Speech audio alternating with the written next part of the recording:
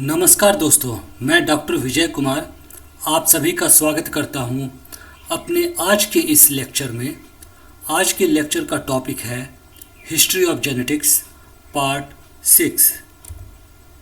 दोस्तों, जैसा कि आपको मालूम है कि मेरे जितने भी लेक्चर होते हैं वह हिंदी और इंग्लिश जो दोनों लैंग्वेज वर्जन में अवेलेबल है। तो आप अपनी सुविधा के अनुसार आप मेरे चैनल पर आकर, मेरे YouTube चैनल पर आकर या फिर मेरे किसी भी वीडियो के डिस्क्रिप्शन में जाकर आप मेरी वीडियो को हिंदी या इंग्लिश लैंग्वेज वर्जन में देख सकते हैं।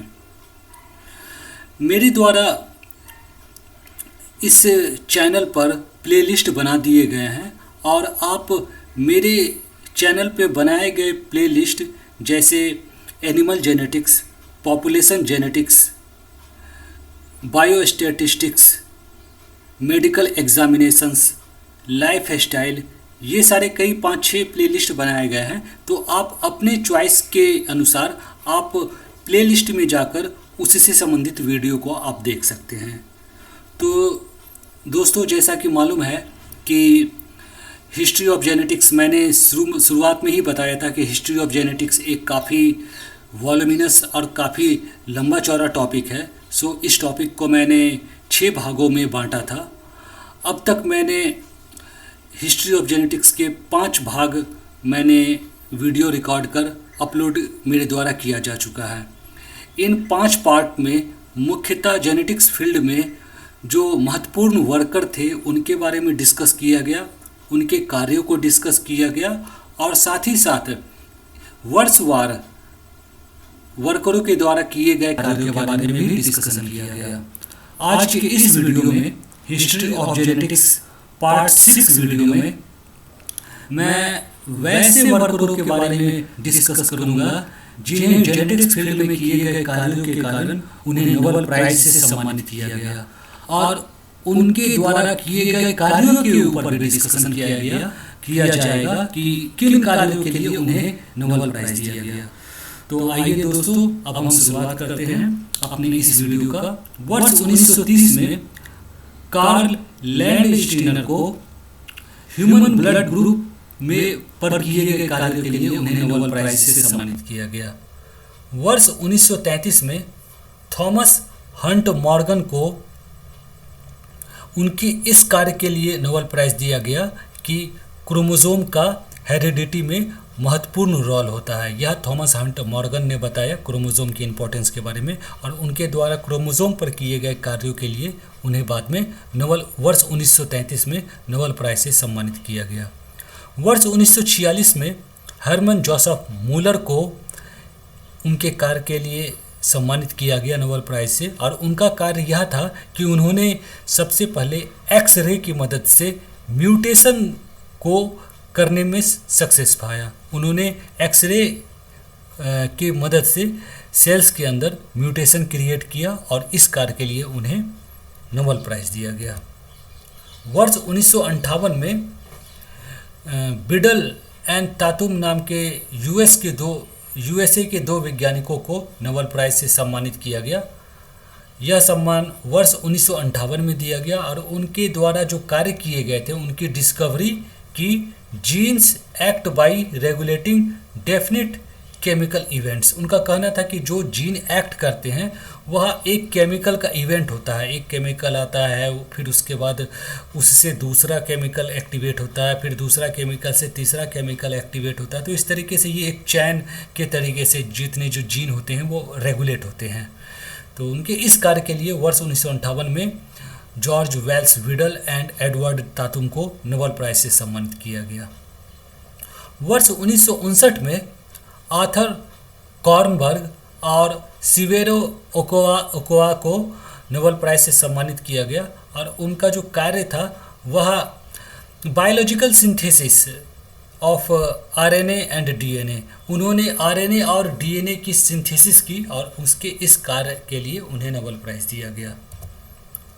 वर्ष 1962 में फ्रांसिस क्रिक, जेम्स वाटसन और मॉरिस विल्किंस, इन 3 वैज्ञानिकों को नोबेल प्राइज़ दिया गया और उनका जो कार्य था वह मॉलिक्यूलर स्ट्रक्चर, न्यूक्लिक एसिड के मॉलिक्यूलर स्ट्रक्चर को बताने के लिए उन्हें यह सम्मान दिया गया।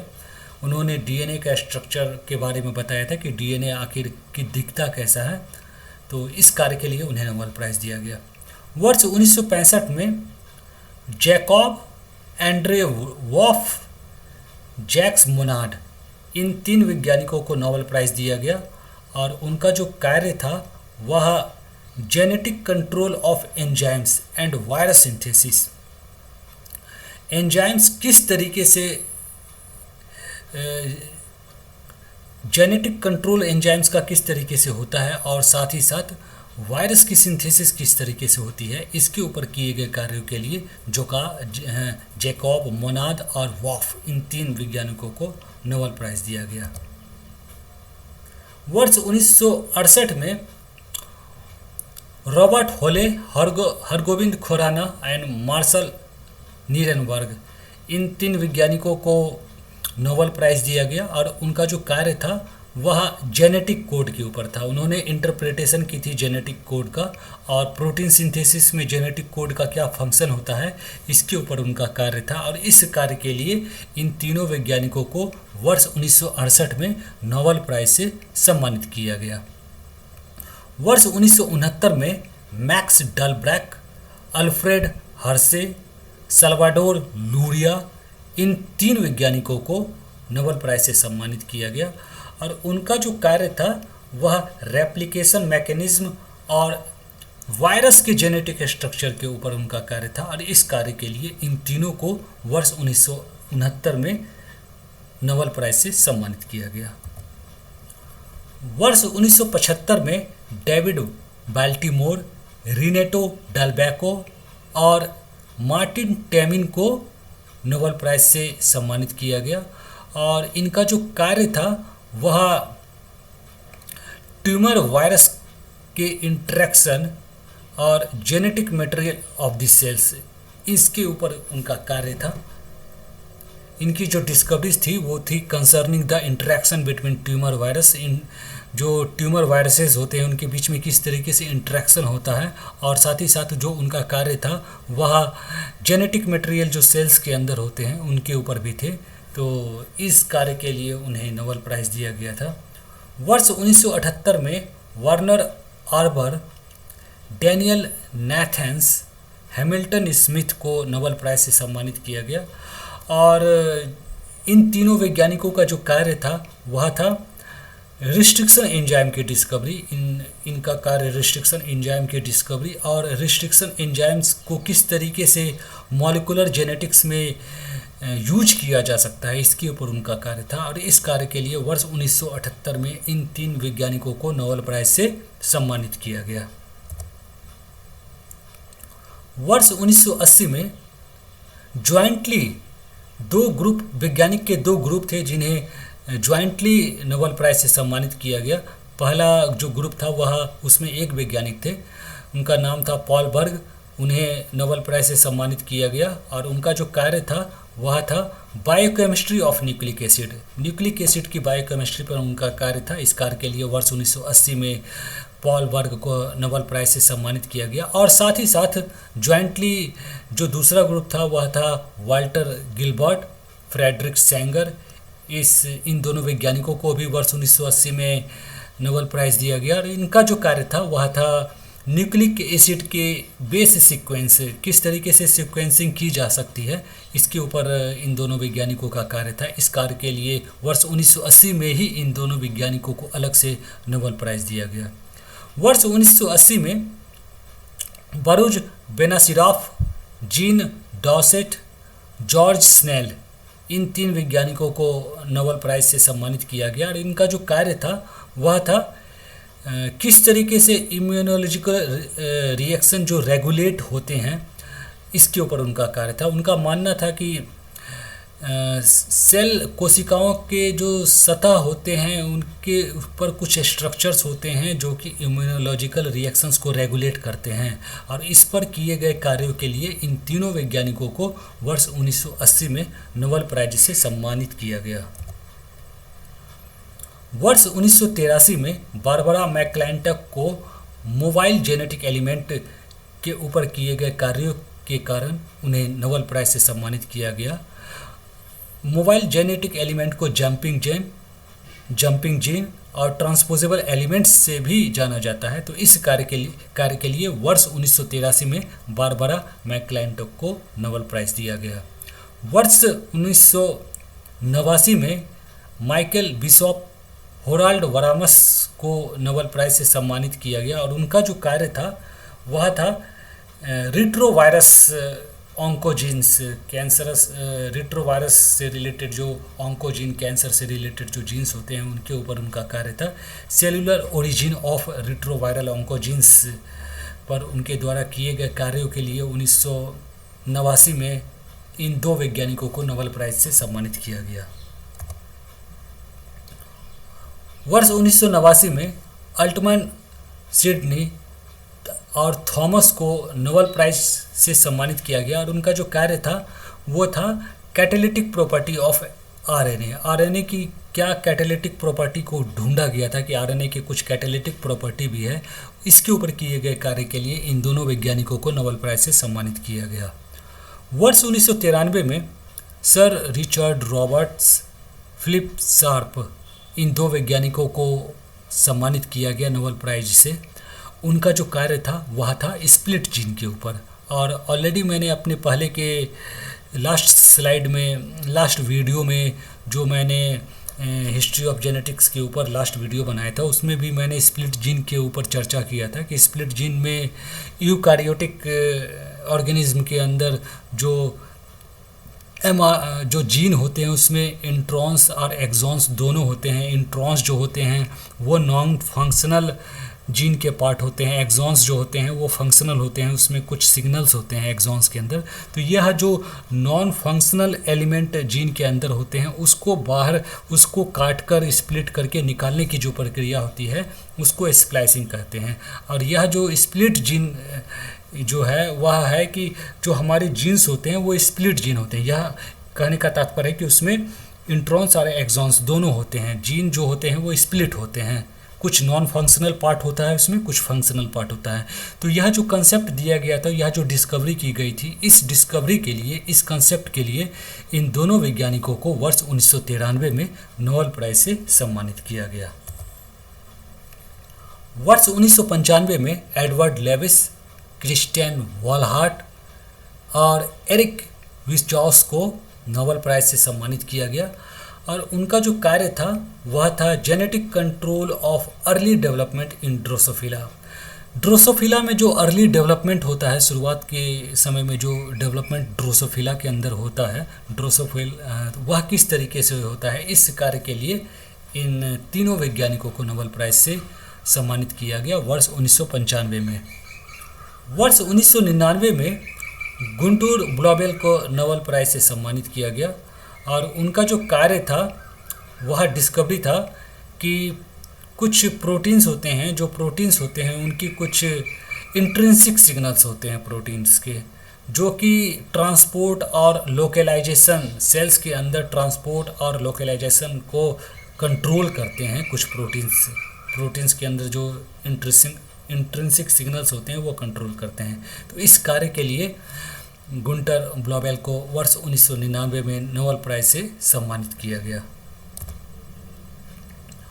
वर्ष 2001 में Leland Hartwell, sir Tim Hunt और सर पॉल नर्से, इन तीन वैज्ञानिकों को नोबेल प्राइज़ से सम्मानित किया गया और उनका जो कार्य था वह था कि सेल साइकिल में जो की रेगुलेटर्स होते हैं, मुख्य रेगुलेटर्स होते हैं, उनके ऊपर ही उनका कार्य था और इस कार्य के लिए उन्हें वर्ष 2001 में नोबेल प्राइज़ से सम्मानित किया गया। वर्ष 2002 में Sydney Brenner, Robert Horvitz, sir John Sulston, इन तीन वैज्ञानिकों को नोबेल प्राइज़ से सम्मानित किया गया और इन तीनों वैज्ञानिकों का जो कार्य था वह था genetic regulation of organ development. Organ development में किस तरीके से जेनेटिक रेगुलेशन होता है और प्रोग्राम्ड सेल डेथ कैसे होता है, एपोप्टोसिस जो है, इसके ऊपर उनका कार्य था। तो इन कार्यों के वजह से उन्हें नोबेल प्राइज़ से सम्मानित किया गया। वर्ष 2006 में एंड्रयू फायर और क्रैग मेलो, इन दोनों वैज्ञानिकों को जीन साइलेंसिंग पर किए गए कार्यों के वजह से उन्हें नोबेल प्राइज़ दिया गया। और अपने लास्ट वीडियो में मैंने हिस्ट्री ऑफ जेनेटिक्स के जो लास्ट वीडियो था उसमें जीन साइलेंसिंग के ऊपर काफ़ी चर्चा किया है मैंने। आप विस्तार से जीन साइलेंसिंग को समझने के लिए उस वीडियो को देख सकते हैं। वर्ष 2007 में मैरियो कैपेची, सर मार्टिन इवेंस और ओलिवर स्मिथीज, इन 3 वैज्ञानिकों को नोबेल प्राइज़ से सम्मानित किया गया। उनका जो डिस्कवरी था, उनका जो कार्य था वो नॉकआउट माइस के ऊपर था कि नॉकआउट माइस पर किए गए कार्यों के लिए उनका जो कार्य था वो specific gene modification in mice by the use of embryonic stem cells, इनके ऊपर उनका कार्य था जिसकी वजह से उन्हें नोबेल प्राइज़ दिया गया। वर्ष 2009 में एलिजाबेथ ब्लैकबर्न, कैरोल ग्रेडर और जैक जॉर्टसैक, इन 3 वैज्ञानिकों को नोबेल प्राइज़ से सम्मानित किया गया। और इन तीनों का जो कार्य था वह टेलोमेरेज एंजाइम, टेलोमेरेज एक एंजाइम टेलोमेरेज होता है, उनके ऊपर किए गए कार्य। साथ ही साथ उनका जो कार्य था यह डिस्कवरी था कि how chromosomes are protected by telomeres. Telomere जो होते हैं क्रोमोसोम में लास्ट में एक उसका एक पार्ट होता है टेलोमेयर्स, वो किस तरीके से क्रोमोसोम को प्रोटेक्ट करता है, इसके ऊपर किए गए कार्यों की वजह से यह उन्हें नोबेल प्राइज़ से सम्मानित किया गया। वर्ष 2009 में वेंकट रमन रामाकृष्णन, थॉमस स्टेर्च एंड अदा यूनाथ, इन 3 वैज्ञानिकों को नोबेल प्राइज़ से सम्मानित किया गया। उनका कार्य जो था वह structure and function of ribosome है। राइबोसोम के स्ट्रक्चर कैसे होते हैं, साथ ही साथ उनके फंक्शन क्या है, इनके ऊपर किए गए कार्यों के लिए इन तीनों वैज्ञानिकों को वर्ष 2009 में नोबेल प्राइज़ से सम्मानित किया गया।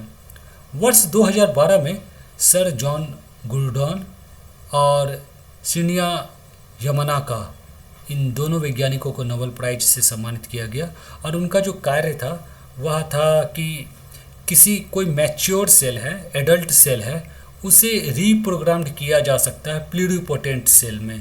प्लूरिपोटेंट स्टेम सेल कहने से तात्पर्य है कि ऐसा स्टेम सेल जो कि कई सारे ऑर्गन को बनाने में सक्षम हो, कई सारा ऑर्गन, लीवर, हार्ट, किडनी, इस तरीके के ब्रेन, कई सारे ऑर्गन को बनाने में यदि वो सक्षम हो उसे प्लूरिपोटेंट कहते हैं। सेल्स स्टेम सेल्स कई तरीके के हो सकते हैं, यूनिपोटेंट हो सकते हैं, मल्टीपोटेंट हो सकते हैं, प्लूरिपोटेंट हो सकते हैं, टोटीपोटेंट्स हो सकते हैं। तो जनरली एडल्ट में जो होते हैं वो यूनिपोटेंट या मल्टीपोटेंट होते हैं। कुछ सेल तरह के ऑर्गन बनाया जा सकता है, लेकिन प्लूरिपोटेंट स्टेम सेल का मतलब है कि कई सारे ऑर्गन्स का डेवलपमेंट उस तरीके के सेल्स की मदद से किया जा सकता है। तो यह काफ़ी इम्पोर्टेंट डिस्कवरी था और इस डिस्कवरी के लिए इन दोनों साइंटिस्ट को, इन दोनों वैज्ञानिकों को वर्ष 2012 में नोबेल प्राइज़ से सम्मानित किया गया।